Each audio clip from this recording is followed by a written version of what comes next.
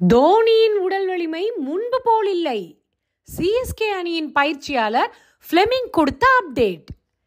ரசிகர்கள் இப்போ தோனி பின்னாடி வரிசையில களமிறங்கிறது சார்பா பலவிதமான சர்ச்சைகளை எழுப்பிட்டு வராங்க.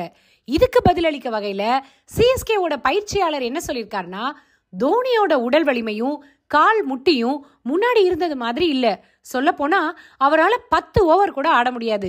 அதனால ஆட்டத்தோட சூழ்நிலைக்கு ஏற்ப அவர் களமிறங்கிறதா தோனியோட உடல்நிலையை குறித்து ஸ்டீவன் ஃபிளெமிங் சொல்லியிருக்காரு.